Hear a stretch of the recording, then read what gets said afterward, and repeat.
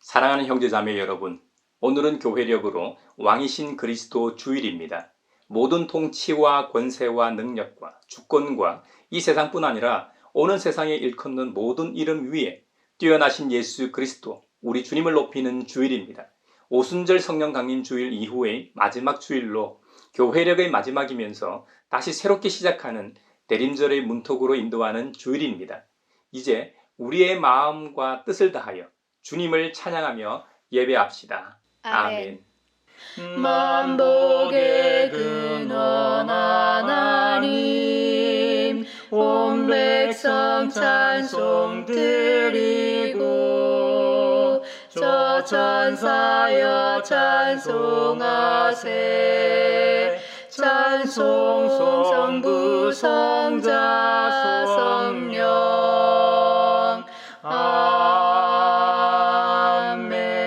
아멘. 지휘자를 따라 알라못에 맞추어 부르는 노래 고라자손의 시. 하나님은 우리의 피난처이시며 우리의 힘이시며 어려운 고비마다 우리 곁에 계시는 구원자이시니 땅이 흔들리고 산이 무너져 바다 속으로 빠져들어도 우리는 두려워하지 않는다. 물이 소리를 내면서 거품을 내뿜고 산들이 노하여서 뒤흔들려도 우리는 두려워하지 않는다. 셀라.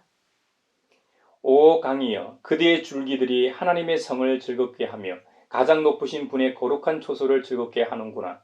하나님이 그 성 안에 계시니 그 성이 흔들리지 않는다. 동틀녘에 하나님이 도와주신다. 민족들이 어르렁거리고 왕국들이 흔들리는데 주님이 한번 호령하시면 땅이 녹는다. 만군의 주님이 우리와 함께 계신다. 야곱의 하나님이 우리의 피난처이시다. 셀라.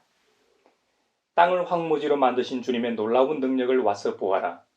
땅끝까지 전쟁을 그치게 하시고 활을 부러뜨리고 창을 꺾고 방패를 불사르신다. 너희는 잠깐 손을 멈추고 내가 하나님인 줄 알아라. 내가 문나라로부터 높임을 받는다. 내가 이 땅에서 높임을 받는다. 만군의 주님이 우리와 함께 하신다. 야곱의 하나님이 우리의 피난처시다. 셀라. 아멘. 왕 되신 주 다 찬양하여라. 영광과 존귀 주께 돌리세. 하늘 위에 높이 계신 주님, 주님의 말씀 존귀하도다.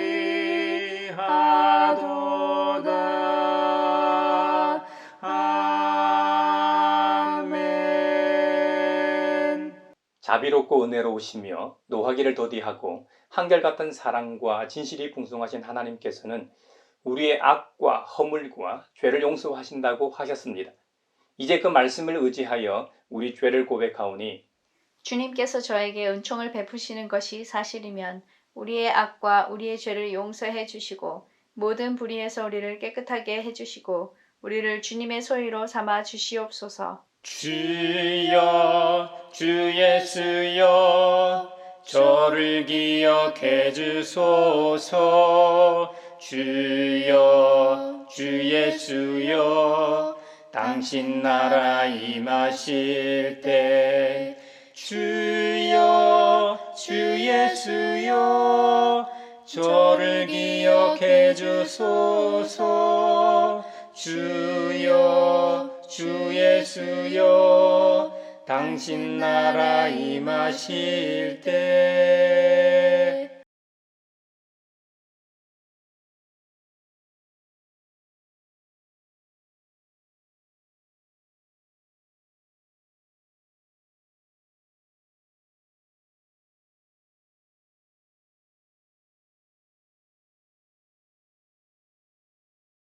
내 이름으로 일컫는 나의 백성이 스스로 겸손해져서 기도하며 나를 찾고 악한 길에서 떠나면 내가 하늘에서 듣고 그 죄를 용서하여 주며 그 땅을 다시 번영시켜 주겠다고 약속하신 우리 아버지 하나님께서 우리의 죄를 용서하셨음을 주님의 이름으로 선언합니다. 아멘.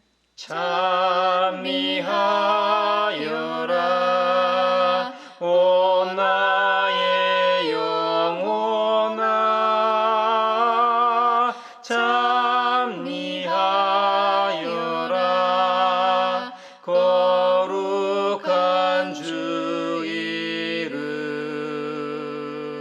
오늘 우리에게 주신 구약의 말씀은 예레미야서 23장 1절에서 6절입니다. 하나님의 말씀을 경청하십시오. 내 목장의 양떼를 죽이고 흩어버린 목자들아, 너희는 저주를 받아라. 나 주의 말이다. 그러므로 나 주 이스라엘의 하나님이 내 백성을 돌보는 목자들에게 말한다. 너희는 내 양떼를 흩어서 몰아내고 그 양들을 돌보아 주지 아니하였다. 너희의 그 악한 행실을 내가 이제 벌하겠다. 나 주의 말이다. 이제는 내가 친히 내 양떼 가운데서 남은 양들을 모으겠다. 내가 쫓아냈던 모든 나라에서 모아서 다시 그들이 살던 목장으로 데려오겠다. 그러면 그들이 번성하여 수가 많아질 것이다. 내가 그들을 돌보아 줄 참다운 목자들을 세워줄 것이니 그들이 다시는 두려워하거나 무서워 떠는 일이 없을 것이며 하나도 잃어버리는 일이 없을 것이다. 나 주의 말이다. 내가 다윗에게서 의로운 가지가 하나 돋아나게 할 그날이 오고 있다. 나 주의 말이다. 그는 왕이 되어 슬기롭게 통치하면서 세상의 공평과 정의를 실현할 것이다. 그때가 오면 유다가 구원을 받을 것이며 이스라엘이 안전한 거처가 될 것이다. 사람들이 그 이름을 주님은 우리의 구원이시다라고 부를 것이다. 성령이여 우리 성경 읽을 때 그 속에서 빛을 보게 하소서. 오늘 우리에게 주신 서신의 말씀은 골로새서 1장 11절에서 20절입니다. 하나님의 말씀을 경청하십시오. 하나님의 영광의 권능에서 오는 모든 능력으로 강하게 되어서 기쁨으로 끝까지 참고 견디기를 바랍니다. 그리하여 성도들이 받을 상속의 몫을 차지할 자격을 여러분에게 주신 아버지께 여러분이 빛 속에서 감사를 드리게 되기를 우리는 바랍니다. 아버지께서 우리를 암흑의 권세에서 건져내셔서 자기의 사랑하는 아들의 나라로 옮기셨습니다. 우리는 그 아들 안에서 구속 곧 죄사함을 받았습니다. 그 아들은 보이지 않는 하나님의 형상이요 모든 피조물보다 먼저 나신 분이십니다. 만물이 그분 안에서 창조되었습니다. 하늘에 있는 것들과 땅에 있는 것들, 보이는 것들과 보이지 않는 것들, 왕권이나 주권이나 권력이나 권세나 할 것 없이 모든 것이 그분으로 말미암아 창조되었고 그분을 위하여 창조되었습니다. 그분은 만물보다 먼저 계시고 만물은 그분 안에서 존속합니다. 그분은 교회라는 몸의 머리이십니다. 그는 군원이시며 죽은 사람들 가운데서 제일 먼저 살아나신 분이십니다. 이는 그분이 만물 가운데서 으뜸이 되시기 위함입니다. 하나님께서는 그분의 안에 모든 충만함을 머무르게 하시기를 기뻐하시고 그분의 십자가의 피로 평화를 이루셔서 그분으로 말미암아 만물을 곧 땅에 있는 것들이나 하늘에 있는 것들이나 다 자기와 기꺼이 화해시키셨습니다. 성령이여 우리 성경 읽을 때 그 속에서 빛을 보게 하소서. 오늘 우리에게 주시는 복음의 말씀은 누가복음서 23장 33절로 43절입니다. 주님의 말씀을 경청하십시오. 그들은 해골이라 하는 곳에 이르러서 거기서 예수를 십자가에 달고 그 죄수들도 그렇게 하였는데 한 사람은 그의 오른쪽에 한 사람은 그의 왼쪽에 달았다. 그때 예수께서 말씀하셨다. 아버지, 저 사람들을 용서하여 주십시오. 저 사람들은 자기네가 무슨 일을 하는지를 알지 못합니다. 그들은 제비를 뽑아서 예수의 옷을 나누어 가졌다. 백성은 서서 바라보고 있었고 지도자들은 비웃으며 말하였다. 이자가 남을 구원하였으니 정말 그가 택하심을 받은 분이라면 자기가 구원하라지. 병정들도 예수를 조롱하였는데 그들은 가까이 가서 그에게 신 포도주를 들이대면서 말하였다. 네가 유대인의 왕이라면 너나 구원하여 보아라. 예수의 머리 위에는 이는 유대인의 왕이다. 이렇게 쓴 죄패가 붙어 있었다. 예수와 함께 달려있는 죄수 가운데 하나도 그를 모독하며 말하였다. 너는 그리스도가 아니냐? 너와 우리를 구원하여라. 그러나 다른 하나는 그를 꾸짖으며 말하였다. 똑같은 처형을 받고 있는 주제에 너는 하나님이 두렵지도 않으냐? 우리야 우리가 저지른 일 때문에 그의 마땅한 벌을 받고 있으니 당연하지만 이분은 아무것도 잘못한 일이 없다. 그리고 나서 그는 예수께 말하였다. 예수님, 주님이 주님의 나라에 들어가실 때에 나를 기억해 주십시오. 예수께서 그에게 말씀하셨다. 내가 진정으로 내게 말한다. 너는 오늘 나와 함께 낙원에 있을 것이다. 이것은 주님의 말씀입니다. 하나님 감사합니다. 성령이여 우리 성경 읽을 때 그 속에서 빛을 보게 하소서. 사회를 위하여 기도합니다. 이번 겨울 다시 코로나 변종이 유행하고 요양시설에 계신 감염 취약층 어르신들의 면역력이 많이 떨어져 사망자 수가 가파르게 늘고 있습니다. 동시에 아직 호흡기 바이러스에 면역력이 생기지 않은 아이들이 방역이 느슨해진 이번 겨울에 감기, 독감, 폐렴 등을 많이 앓고 있습니다. 이번 겨울 이 사회 구성원 모두가 서로를 위해 개인 위생을 잘 지키되 아프면 집에서 쉬는 것이 당연하게 받아들여지는 사회가 되게 하소서.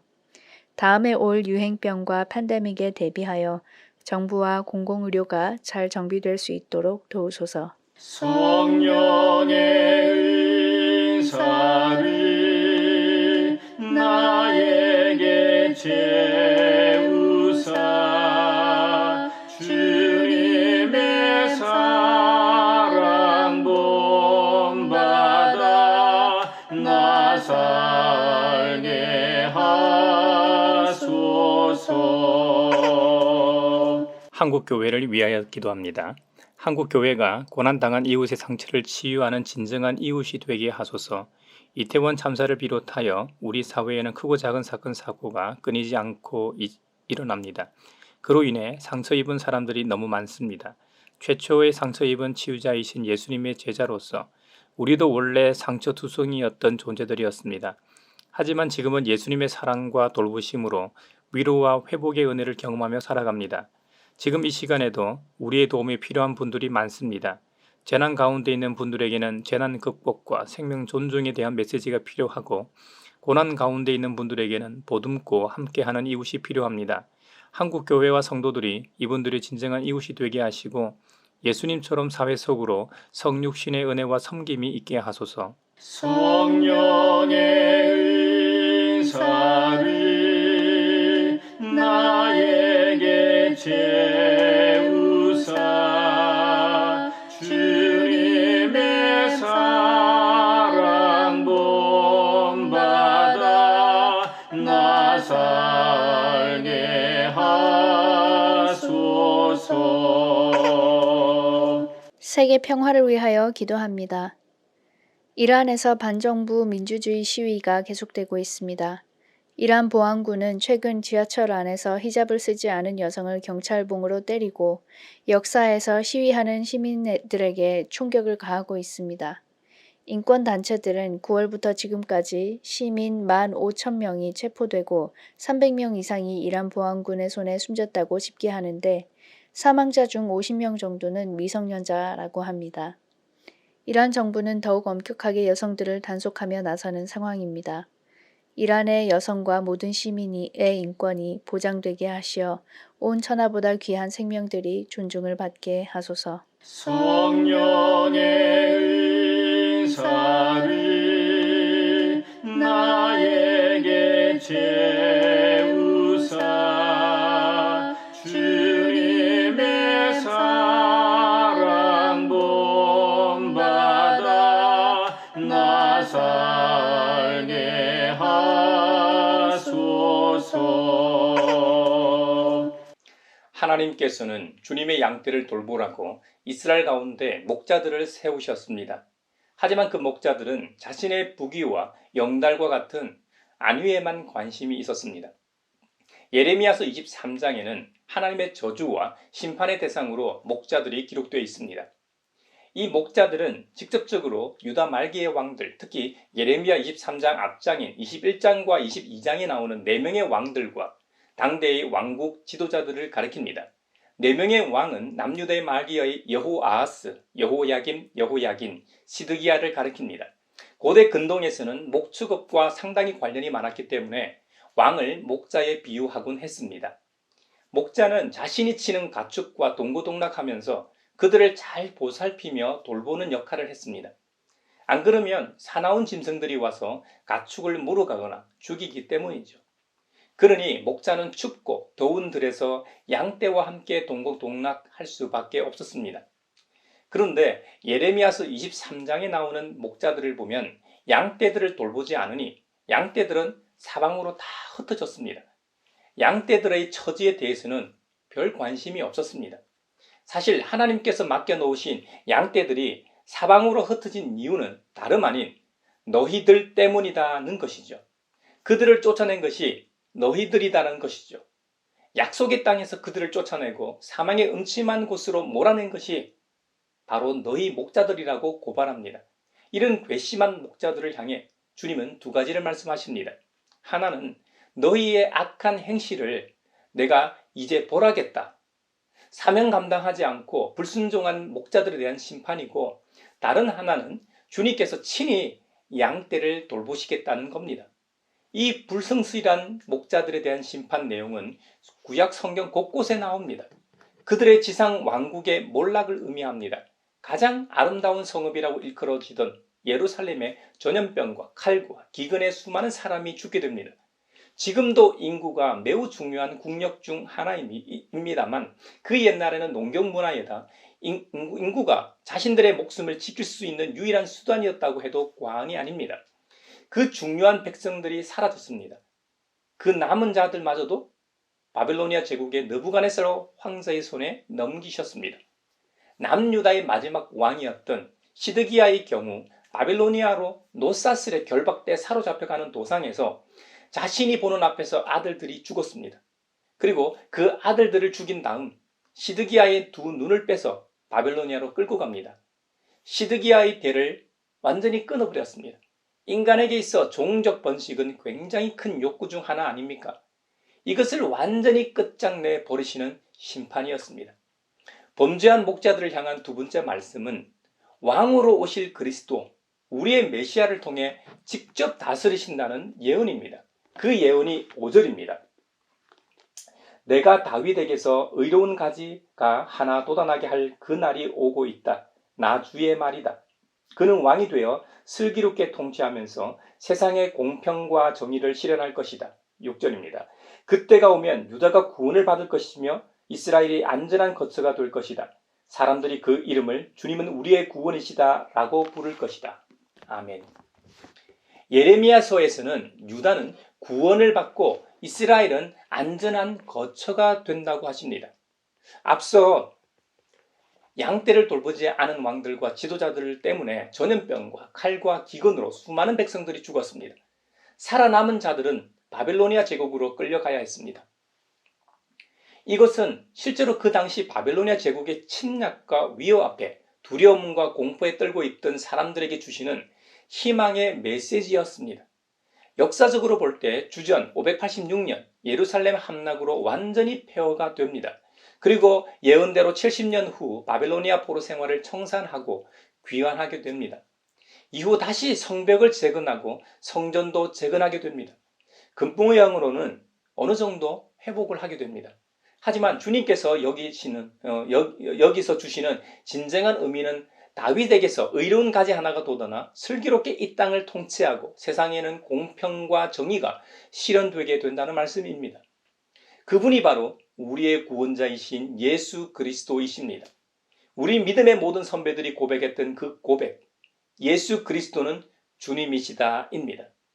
오늘 저는 예배로의 초대에서 모든 세대에서 예수 그리스도는 주님이시다라고 고백한 무리들과 함께 주님을 찬양하며 예배하자고 했습니다.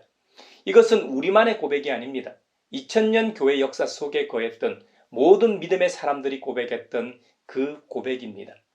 저와 여러분이 예수님을 영접하고 믿은 이후로부터 다시 주님 앞에 설 때까지 변심 없이 이 고백을 할 수 있기를 바랍니다.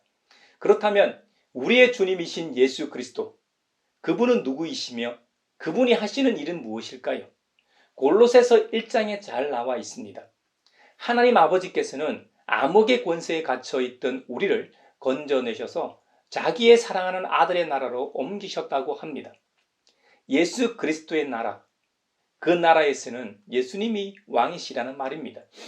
왕이신 예수님의 통치가 이루어지는 나라입니다.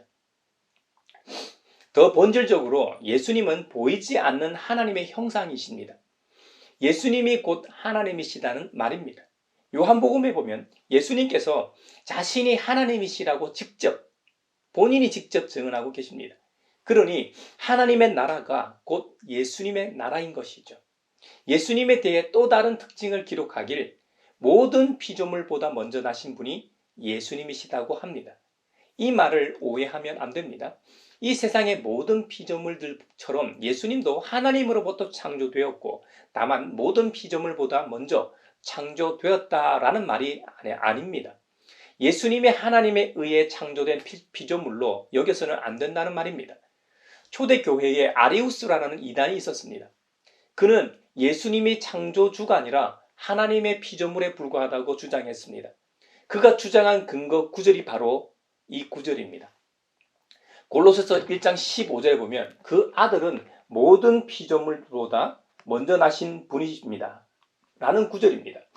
여기서 먼저 나신 분은 원어상 첫째와 나타라는 말의 합성어에서 유래했기 때문에 아마도 아리우스는 그렇게 추정했던 것이죠. 그러나 사도 바울은 이런 오해를 풀기 위해 16절에 바로 증언합니다. 만물이 그분 안에서 창조되었습니다. 하늘에 있는 것들과 땅에 있는 것들, 보이는 것들과 보이지 않는 것들, 왕권이나 주권이나 권력이나 권세나 할 것 없이 모든 것이 그분으로 말미암아 창조되었고 그분을 위하여 창조되었습니다. 할렐루야. 16절에서 사도 바울은 창조주로서 예수 그리스도의 절대성을 제시합니다. 그리스도가 다른 피조물보다 다 탁월한 이유는 모든 만물이 그분으로 말미암아 그분을 위하여 창조되었기 때문입니다. 만물의 기원이 예수 그리스도에게 있음을 잊지 마십시오. 그렇기 때문에 우리는 예수님의 이름을 높이며 찬양하는 것입니다. 그렇다면 예수님께서 참 하나님이시면서 우리를 위해 어떤 일을 하셨는가? 우리는 하나님의 아들 예수 그리스도 안에서 구속, 곧 죄의 사함을 받습니다. 하나님께서는 예수님의 피로 평화를 이루셨습니다. 불순종과 죄로 인해 하나님과 교제의 끈이 끊어졌는데 예수님의 십자가의 죽음과 부활로 끊어졌던 그 끈을 다시 있게 하시고 교제의 자리를 다시 회복시키셨습니다. 사복음서를 보면 예수님께서 하셨던 수많은 일들을 조금이나마 들여다볼 수 있습니다. 크게 세 가지로 주님의 사역을 구분할 수 있을 겁니다. 가르치는 교육 사역, 천국 복음을 전파하는 전도 사역, 백성 가운데서 모든 질병과 아픔을 고치시는 치유 사역이 그 세 가지입니다. 사실 이 세 가지는 하나를 위해서 하신 일입니다. 창조주와 피조물과의 관계를 회복하는 일 말입니다. 원래 하나님께서는 이사야서 말씀처럼 이 백성은 나를 위하라고 내가 지은 백성이다. 그들이 나를 찬양할 것이다. 라고 했습니다. 피조물은 자신을 창조하고 만드신 창조주 하나님을 찬양하고 예배함으로 교제를 할 수 있습니다. 하지만 불순종과 죄로 인해 온전한 예배가 깨졌습니다. 인간 사이에서도 원래 좋은 관계였지만 어떤 일로 관계가 틀어지면 어떻게 됩니까? 이전에 좋던 시절처럼 순수하지 않습니다. 그 시절 돌아가기 어렵습니다. 겉으로는 아무 문제 없는 것처럼 말하고 행동하지만 실제로는 뭔가 깨름직하고 껄끄러워집니다. 거북하다는 말입니다. 우리가 매주일 드리는 예배도 그렇습니다. 지난 한 주가 말씀대로 나름 잘 살았을 땐 돌아오는 주일 예배가 기다려지고 자신감이 생기고 기쁨이 더 넘칩니다. 말씀마다 아멘이 절로 나오고 그렇지 내가 저렇게 살았지 하고 마치 하나님께서 칭찬하시는 음성이 들리는 듯합니다. 하지만 지난 한 주가 말씀대로 살지 못하고 불순종하며 살았을 경우에는 어떻습니까? 돌아오는 주일 예배에 은혜가 덜하지 않던가요? 예배 내내 말씀도 귀에 잘 안 들어오고 찬양도 덜 열심히 부르게 되지 않던가요? 물론 죄가 더한 곳에 은혜가 넘친다는 로마서의 말씀은 유효하고 그 은혜 덕에 우리가 구원받고 매 주일마다 예배를 드릴 수 있는 것이죠. 제가 말씀드리는 것은 하나님과의 관계에서도 죄가 그 좋은 관계를 망가뜨렸다는 겁니다. 그렇기 때문에 어떻게 해서든 그 죄의 문제를 해결해야만 합니다. 하나님과 우리와 담을 쌓고 있는 그 죄의 문제를 해결하기 위해 하나님께서 선택하신 방법이 바로 하나님의 아들을 이 세상에 보내시어 십자가에서 대신 피를 흘리심으로 평화를 이루시는 것이었습니다. 그래서 2000년 전 가장 잔인하고 끔찍한 방법인 십자가형을 통해 우리를 용서하시고 인간의 힘으로는 헐 수 없는 그 담을 허무셨습니다. 그래서 하나님은 사랑이시다라고 하는 것입니다. 하나님께서는 자신과 우리 사이의 문제를 아드님이신 예수 그리스도를 통해 해결하셨습니다. 누가복음 23장에는 예수님의 십자가 처형에 대해 소상하게 기록되어 있습니다. 그 중에서도 오늘 복음서 본문은 예수님과 함께 십자가에 매달린 죄수 두 사람과의 대화입니다. 예수님이 해골이라는 언덕 위에 세워진 세 개의 십자가 중 정가운데 매달리셨고 다른 두 죄수는 각각 오른쪽과 왼쪽에 달렸습니다. 해골은 히브리 말로 골고다입니다. 사실 골고다는 아람어입니다. 이 아람어를 히브리 말로 음력한 것이 골고다이기 때문에 요한복음서 19장 17절에 기록하길 예수께서 십자가를 지시고 해골이라 하는 데로 가셨다. 그곳은 히브리 말로 골고다라고 하였다고 기록하고 있는 것이죠. 이것이 칼바리아라는 라틴어로 번역되면서 영어로 칼바리, 캘버리로 전해지게 되었습니다. 그래서 우리말 표기로 번역하는 과정에서 갈보리란 말을 쓰게 된 것이죠. 그때 갈보리 언덕에서 예수님께서 독백하시듯 말씀하셨습니다. 아버지, 저 사람들을 용서하여 주십시오. 저 사람들은 자기네가 무슨 일을 하는지를 알지 못합니다. 성경에는 자신에게 잘못한 사람을 용서한 사람들이 좀 있습니다. 요셉이나 욥 같은 인물이 대표적인 인물입니다. 하지만 자신을 죽인 사람들을 용서한 사람은 딱 2명입니다. 그들을 위해 기도까지 합니다. 바로 초대교회의 최초의 순교자 스데반 집사님과 우리 예수님이십니다. 스데반과 예수님도 같은 고백과 기도를 마지막으로 합니다만 엄밀히 따지면 구별됩니다. 스데반은 예수님께 자신의 영혼을 받아 주십사 간구하고 있는 반면에 예수님은 하나님 아버지께 예수님 자신의 영혼을 부탁합니다. 스데반은 예수님의 제자로서 그분을 본받아 구하는 것이죠. 예수님과 함께하는 것을 소망하며 평온한 가운데 죽음을 맞이했습니다. 이것이 신앙입니다. 이것이 그리스도인의 자세입니다. 믿음의 선배들처럼 주님께서 계신 본향을 바라보며 육체의 소욕을 떠나 성령을 쫓아 사는 것입니다. 자신에게 돌파매질을 하는 무지막지한 사람들의 죄를 용서해달라고 간청하는 스데반의 모습이야말로 예수님의 마음과 삶을 닮은 참 모습일 겁니다. 스데반 집사님은 서로 사랑하라는 주님의 최종 명령을 가장 잘 실천한 인물일 겁니다. 저와 여러분도 예수님의 제자로서 스데반 집사님처럼 살아내길 바랍니다. 우리 예수님은 십자가에 매달려 자신을 죽이는 사람을 용서해달라고 간구하고 계십니다. 하지만 예수님을 처형하는 이들의 모습은 기가 찹니다. 사형을 집행하는 사람들은 예수님의 옷을 나눠 제비를 뽑았고 백성들은 구경하고 있었습니다. 그리고 지도자들은 예수님을 비웃으며 조롱했습니다. 이 자가 남을 구원하였으니 정말 그가 택하심을 받은 분이라면 자기나 구원하라지. 병정들도 예수님을 조롱합니다. 그들은 십자가에 매달린 예수님께 가까이 가서 신 포도주를 들이대면서 네가 유대인의 왕이라면 너나 구원하여 보아라. 실제로 예수님의 머리 이 위에는 유대인의 왕이다, 이는 유대인의 왕이다 이렇게 쓴 죄패가 붙어 있었습니다. 다른 사본에는 그 죄패가 그리스어, 라틴어, 히브리어로 적혀 있었다고 기록하고 있습니다. 그 당시 헬라 문화가 지중해를 덮고 있었고 로마 제국에서 일반적으로 통용되던 언어가 그리스어였기 때문에 그리스어로 적었고, 당시 세계를 지배하던 로마 제국의 공적인 언어가 라틴어였기 때문에 라틴어로 적었습니다.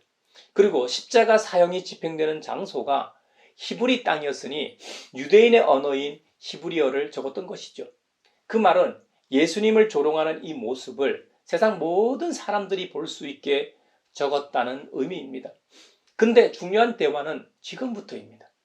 예수님과 함께 이제 곧 죽게 될 죄수들과의 대화 내용입니다. 예수님과 함께 매달린 죄수에 관한 이야기는 사복음서 중 누가복음에만 자세하게 기록되어 있습니다. 이것은 사실은 예수님과 함께 그 십자가에 매달려 했던 것은 다름 아닌 우리라는 사실을 그 두 죄수를 통해 투영하고 있는 것이죠. 죄수 중 한 명은 예수님을 모독하며 말합니다. 너는 그리스도가 아니냐? 너와 우리를 구원하여 보아라. 하지만 다른 죄수 한 명은 이렇게 말하는 죄수를 도리어 꾸짖으며 말합니다. 똑같은 처형을 받고 있는 주제에 너는 하나님이 두렵지도 않으냐? 우리가 저지른 일 때문에 그의 마땅한 벌을 받고 있으니 당연하지만 이분은 아무것도 잘못한 것이 없다.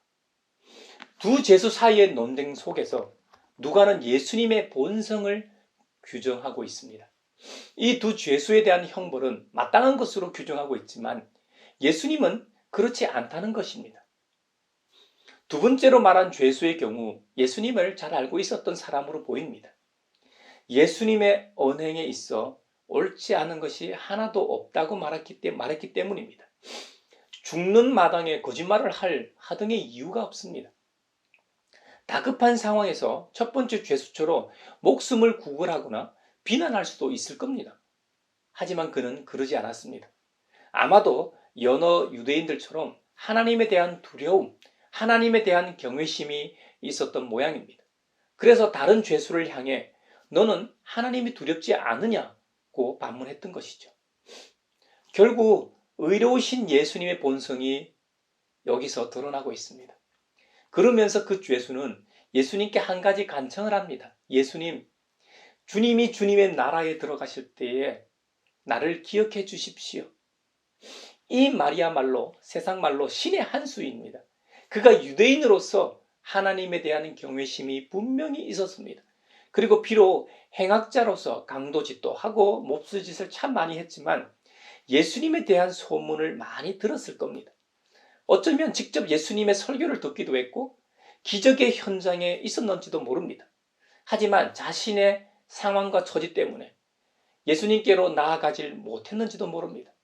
죽음 직전에 강제로 예수님 앞에 끌려 나왔고 한 명은 부인한 반면에 그는 지금 믿음의 고백을 하고 있습니다.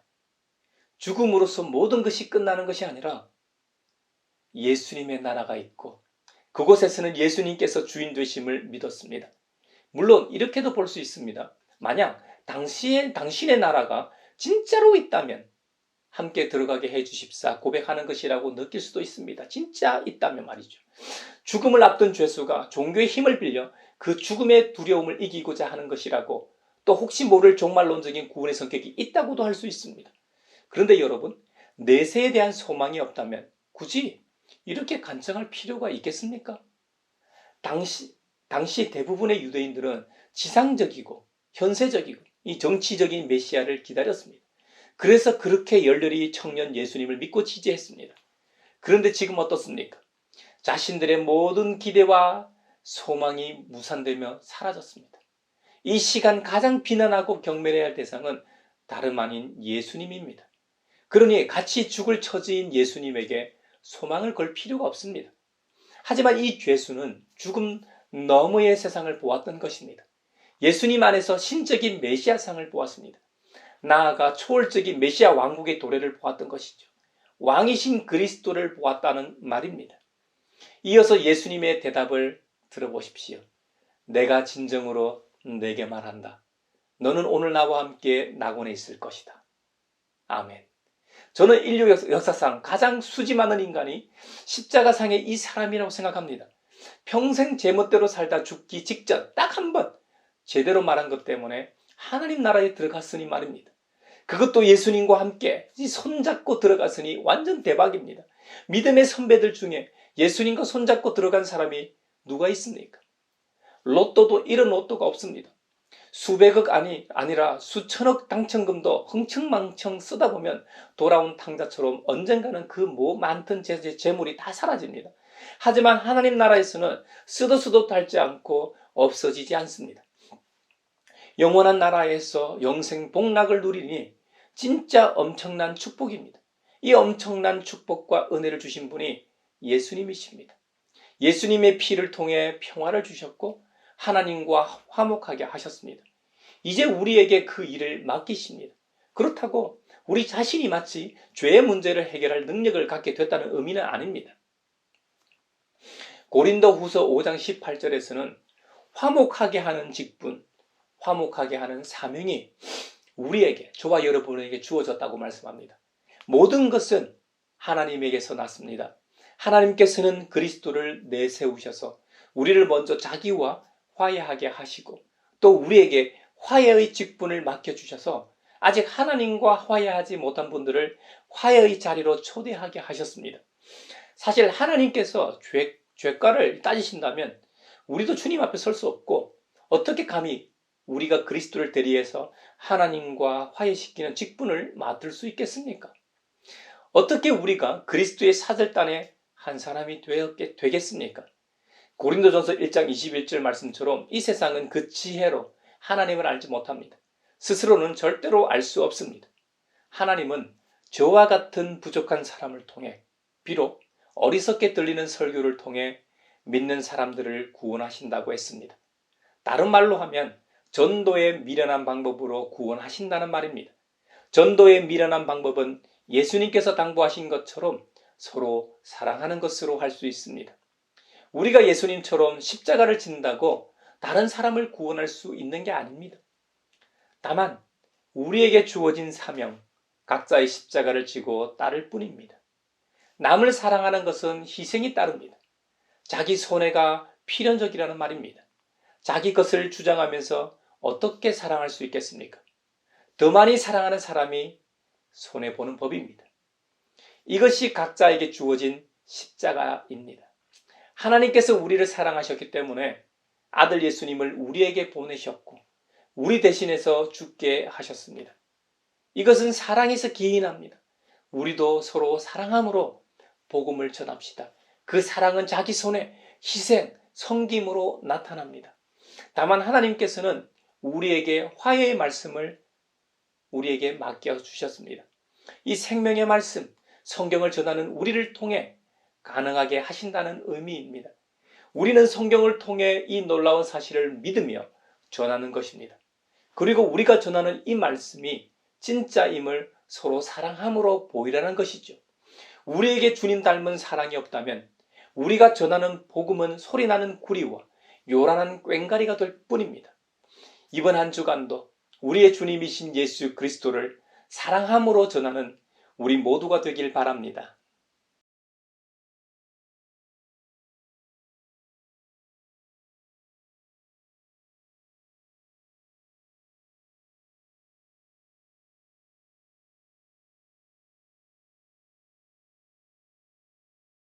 내게 있는 모든 것을 아낌없이 드리네.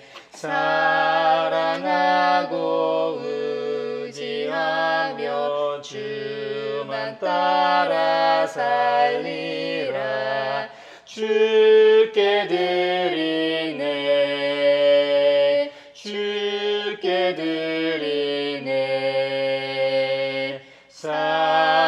사랑하는 구주 앞에 모두 드리네.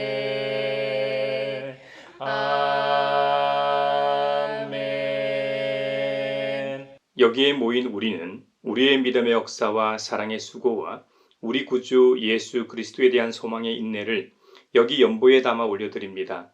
주님께서 말씀하신 대로 인색함으로나 억지로 하지 않고 소망을 상실한 이 세계에 새 창조를 통해 새 지서를 이루실 하나님 나라를 고대하며 믿음으로 살게 하심에 감사하여 각각 그 마음에 정한 대로 즐거운 마음으로 바치오니 향기로운 예물이 되게 하소서.